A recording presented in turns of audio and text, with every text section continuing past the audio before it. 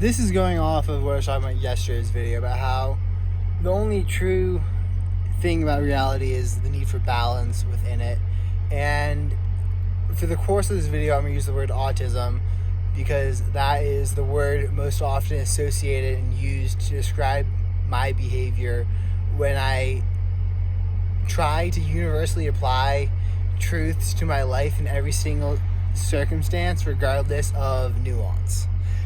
So, yeah, take that for what you will. Anyways, yesterday I was talking about how I give the best advice that I know.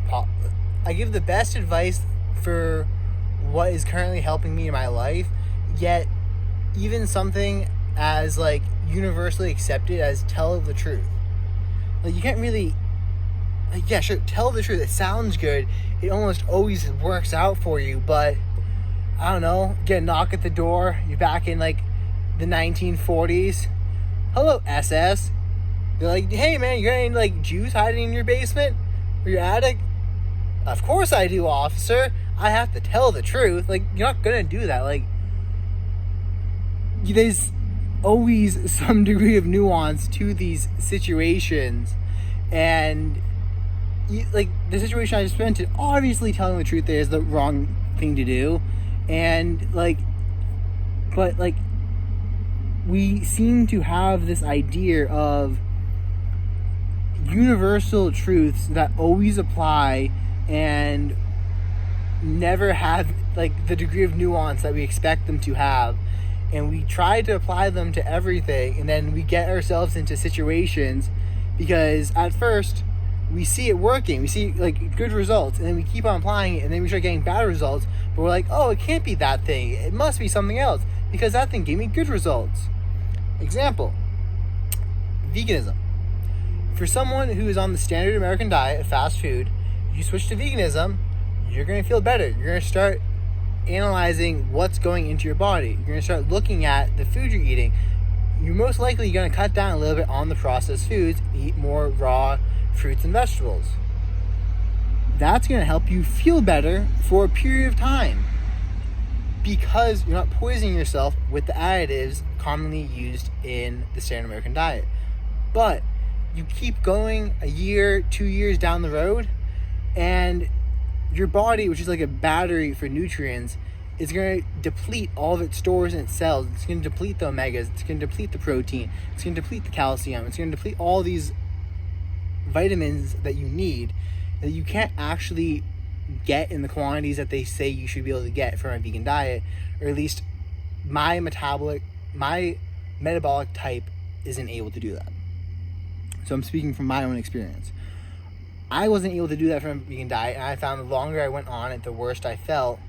And I was lucky enough to kind of like from the moment I went on it, because beforehand I was also looking at my diet, I just had like a down slope like that because I wasn't eating that processed crap that a lot of people eat. But a lot of people, they go on the vegan diet and they see it working and they think it's going to work forever.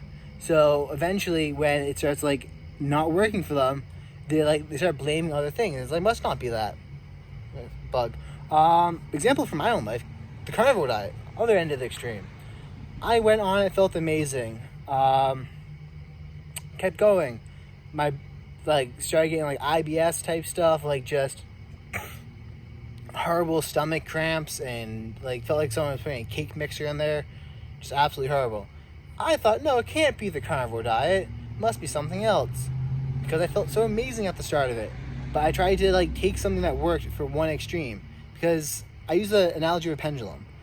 And I'm going to go here. So over here we'll say is like, go back to the example from yesterday with caffeine. I didn't use caffeine as like, I wasn't even on the pendulum. I didn't use caffeine. I went to one extreme. I used a bunch of caffeine, 800 milligrams a day, chugging my Bang energy drinks. And then I went to the other extreme of like, caffeine sucks. It's poison for your body. You don't need it. Look at all these idiots who are addicted to it. And then I found my way into the middle, which was like, green tea is a useful thing to have, and caffeine can be used properly.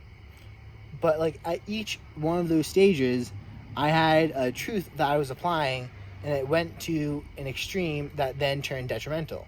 I thought caffeine was amazing, so I started taking it instead of sleeping, and just went way out to the far end of the field, and my health went to crap. I like constantly had brain fatigue, felt mentally burned out, was having to take like 8 magnesium pills a day, 6 salt pills a day, a bunch of zinc, and just I was so high in my supplement intake because I was peeing all of it out due to the fact that caffeine is a mild toxin, which is why it stimulates your nervous system. But similar to alcohol, with it being a mild toxin, your body tries to flush it out through making you pee, so you will actually dehydrate yourself by peeing out all of the electrolytes in your blood, or in your body, through peeing out electrolytes and only taking in fresh water, which is why you need to take in at least fresh water with electrolyte supplements or fresh water mixed with electrolytes. But I do recommend spring water because ever since I switched to that a couple months ago, I've actually taken less supplements. But I started applying. Caffeine's amazing to everything in my life, and it went to absolute crap. Once I got to the crap section, I was like, this can't be what existence is. I then said caffeine's evil, and I cut it out, and then went on a caffeine withdrawal, which led to me developing, led to me napping for about an hour every 4 hours, which then led to me not knowing what was a dream versus reality, because my dream started to basically be as mundane as reality. And I then proceeded to call my doctor crying, telling him that I needed help because I was losing my mind. Anyways, I have a whole story about that in my caffeine video that I released a pretty while ago. But I basically just applied caffeine is evil and refused to touch it for like 2 years. And then I was like, you know what? Maybe it's not that evil. And I tried it. I'm like, oh, this is a beneficial thing to have. So even though the abstinence method from it wasn't necessarily the most beneficial thing I could have done, it was at least not harming me actively. Even if I could have been more productive or had used caffeine wiser, because you can use caffeine to increase your metabolism, which then will increase your testosterone, which will help you recover faster.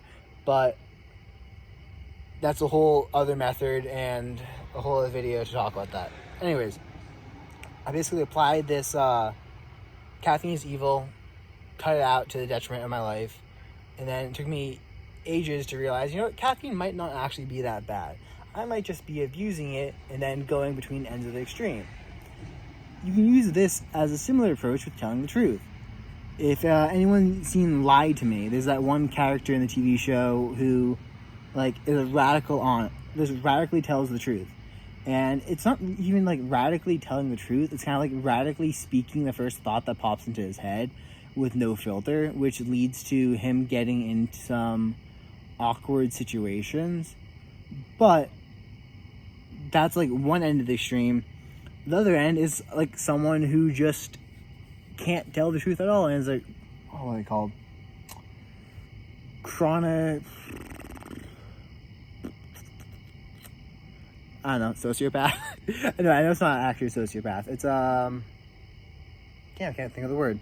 But someone who chronically lies, and you'll see stuff just keeps going wrong for them.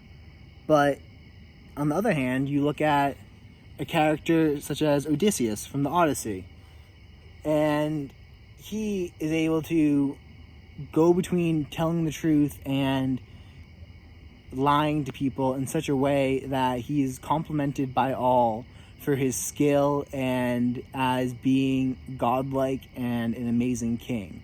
And he's praised so highly that a 4,000-year-old poem about him has survived to this day, because humanity has decided that understanding the life of Odysseus is so important that they kept telling it for years after years after years after years after years, for generations, to keep it in the collective consciousness. So I find it fascinating reading these older books, the Odyssey, going more in depth in it. Just each time you read the book, how you understand it deeper and you see more of the subtle nuances to it. Anyways, I'm going to end the video for today because I'm outside some random person's apartment building because the lighting was nice. So peace out.